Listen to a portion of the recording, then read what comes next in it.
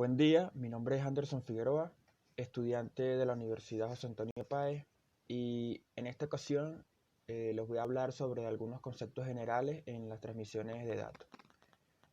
Eh, Hoy en día existen redes de todo tamaño. Pueden ir desde redes simples compuestas por dos PC hasta redes que conectan millones de dispositivos. Algunas de ellas se clasifican en redes domésticas pequeñas, las cuales conectan algunas computadoras entre sí y a Internet. Las redes domésticas de oficinas pequeñas permiten que las computadoras en una oficina hogareña o remota se conecten a una red corporativa o accedan a recursos centralizados. Las redes medianas a grandes, las que se utilizan en corporaciones y escuelas, pueden tener muchas ubicaciones con cientos o miles de hosts interconectados. Y finalmente, la red mundial de Internet, que es una red de redes que conecta cientos de millones de computadoras en todo el mundo. Sin embargo, no podemos olvidar que los dos tipos comunes de infraestructura de red son las redes LAN y las redes WAN. Pero, ¿qué es una red LAN y qué es una red WAN? Bueno, una red LAN es una infraestructura de red que abarca un área geográfica pequeña, y una red WAN va a interconectar a dos LAN. Es decir, que una red WAN es una infraestructura de red que abarca un área geográfica extensa, una área geográfica más grande. ¿Y qué es el Internet? El Internet es una colección global de redes, siendo una colección de LAN y redes WAN interconectadas entre sí. A su vez, tenemos la interconexión de voz y datos, donde se pueden dar tres situaciones distintas. La primera de ellas es el transporte de datos junto con voz sobre redes específicas de voz, como son las redes telefónicas públicas, bien sean fijas o móviles, como sucede en el caso del GCE. La segunda es el transporte de voz junto con datos, que sobre redes específicamente diseñadas para datos, como puede ser el Internet. La tercera y última es el transporte de voz y datos sobre redes específicas para ambos tipos de tráfico, como es la RDSI. Entonces, para que se cumpla una comunicación efectiva, deben presentar los siguientes elementos. En las transmisiones de datos, donde se necesitan los dispositivos finales, como PC, laptops, smartphones, impresoras u otras, que se encargan de emitir o recibir el mensaje, donde ese mensaje necesita ser enviado por un medio, y es allí donde intervienen los medios de red, como los medios de hilo de cobre, la fibra óptica y las transmisiones inalámbricas. Estos medios de red conectan los dispositivos finales hasta su destino por medio de los dispositivos intermedios, como son los switches, firewalls o routers, que se encargan de elegir la mejor ruta desde el origen hasta el destino. Por otro lado, el DTE se refiere a equipo terminal de datos, que es un equipo que convierte información en señales y viceversa, como una computadora. Y el DCE se refiere a equipos de comunicación de datos y está conectado al computador. Por ejemplo, un módem. Ambos se comunican y pasan tanto información de control unos a otros. Ahora bien, las clasificaciones de las comunicaciones. La primera es por cantidad de bits transmitidos simultáneamente. Entonces, es una comunicación serial que transmite un bit tras de otro. La comunicación paralela que transmiten varios bits a la vez. La segunda es por sentido y simultaneidad. Simplex, que va en un solo sentido. Half duplex, que va en sentidos pero en uno solo a la vez. Full duplex, que va en ambos sentidos pero simultáneamente. La tercera de ellas es por el número de estaciones en el medio, es decir, punto a punto, donde dos nodos comparten el medio, y punto a punto, donde más de dos nodos comparten el medio. Ahora bien, en cuanto a las topologías, los administradores de red necesitan poder ver fácilmente qué componentes se conectan a otros componentes y cómo se ubicarán y se conectarán. Para ello utilizan lo que se conoce como topología lógica y topología física. ¿Pero qué es una topología lógica y una topología física? Bueno, las topologías físicas ilustran la ubicación física de los dispositivos intermedios y la instalación del cable, mientras que las topologías lógicas ilustran los dispositivos, los puertos y el esquema de direccionamiento de la red. Es muy importante hacer eso. Además, existen diferentes topologías en las cuales los dispositivos se pueden conectar. La primera de ellas es la topología punto a punto, siendo la más simple y común. Es un enlace permanente entre dos terminales. La otra es la estrella, conocida también como Hub and Spoke, en la que un sitio central interconecta sitios de sucursal mediante el uso de enlaces punto a punto. Los sitios de sucursal no pueden intercambiar datos con otros sitios de sucursales sin pasar por el sitio central primero. Y la topología de malla proporciona alta disponibilidad, pero requiere que cada sistema final esté interconectado con cualquier otro sistema. Todo eso es usado para redes WAN, porque para las redes LAN existen las topologías de bus, donde todos los sistemas finales se encadenan entre sí y terminan de algún modo en cada extremo, y la topología de anillo, donde los sistemas finales se conectan a su respectivo vecino y forman un anillo.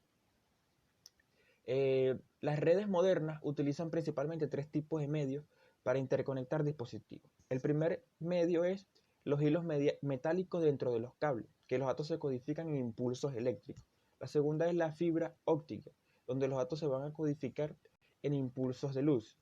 El tercero es las transmisiones inalámbricas, donde los datos se van a codificar a través de la modulación de frecuencias en ondas electromagnéticas.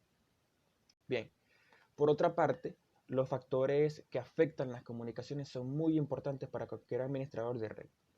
Así que por eso comenzamos con lo que es la atenuación, que es el primer factor a tener en cuenta, ya que ocasiona pérdida de energía durante la señal en su propagación por el medio, aumentando siempre con la frecuencia. También existen causas intrínsecas por la absorción de material, defectos de fabricación, oposición del medio, y causas extrínsecas por deformaciones mecánicas.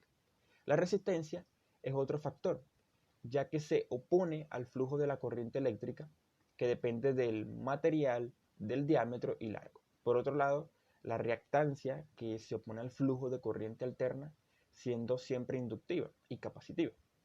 Igualmente, el ruido en las señales son parásitos en el medio de diversa índole. Es muy importante. Para continuar, las señales son la variación de un fenómeno físico de voltaje, luz, entre otros, en el tiempo con un propósito específico, que en este caso es transmitir datos.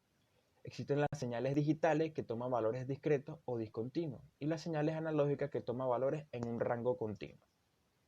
Bien. Por otra parte, el espectro de señales es el rango de frecuencias de los elementos constitutivos de la señal.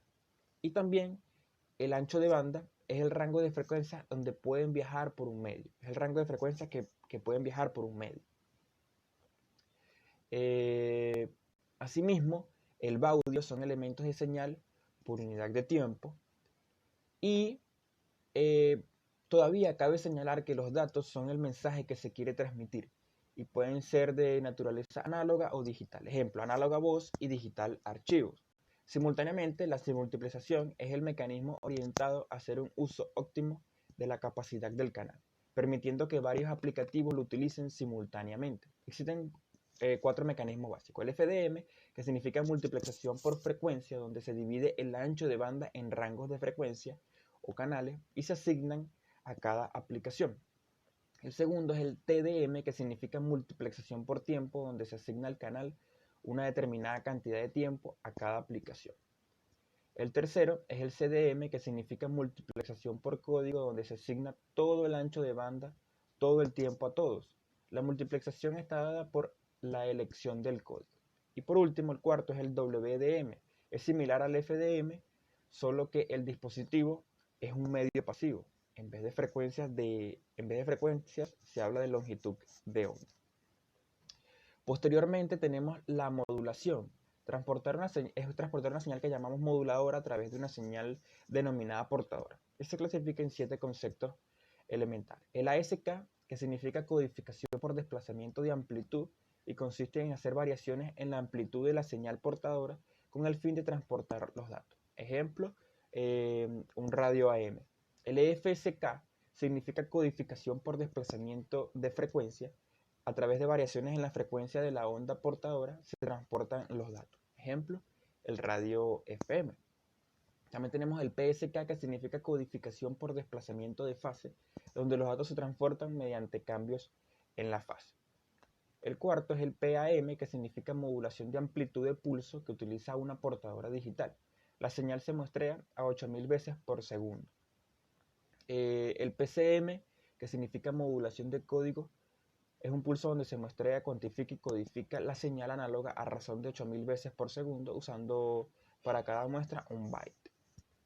El 6, el ADPCM, que significa modulación de código de pulso diferencial adaptativo, y se mide la diferencia entre el anterior valor de la señal y el actual, y es esta información que se envía.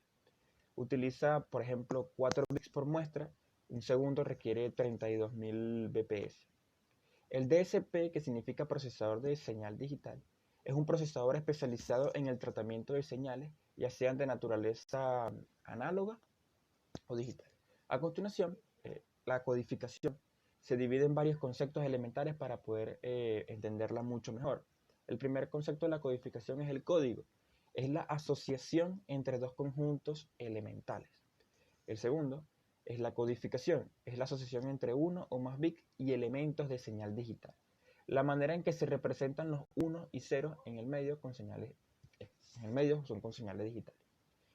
También es importante mencionar que las características de un buen sistema de codificación provee sincronismo, hace uso óptimo del ancho de banda, permite la detección de errores y es fácil de implementar. Entonces, además existen otros conceptos claves dentro de lo que engloba la codificación. Y estos son 10. El primero es el NRZ, que es simple pero no provee sincronismo ni detección de errores, usado en distancias cortas y no altas velocidades. El segundo es el NRZI, que en los 0S se hace una transición y los 1S se evitan desde el nivel de enlace como en el HDL y SCLS. El tercero es el Manchester, provee sincronismo pero no detección de errores, utilizado mayormente en el Ethernet. El cuarto es el pseudo-Terna, que al mismo tiempo en cada estado es sincronismo en los 0S, pero en 1S detecta errores. En 0S, utilizada en el bus local RDSI. El segundo es el 2B1Q, que define 4 niveles, utilizada en el punto U de RDSI en EU, permitiendo de varios fabricantes hagan los dispositivos. El sexto es la codificación con sustitución. Se utiliza para evitar secuencias largas de 0S y 1S mediante su sustitución con patrones especiales.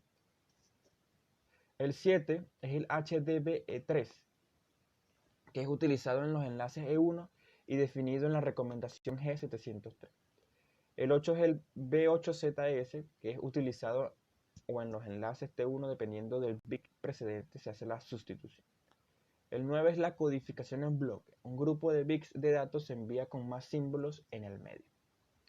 El último es la codificación en bloque en Gigabit Ethernet, que utiliza un esquema de codificación en bloque donde un grupo de bits se codifiquen en otros de mayor número de bits.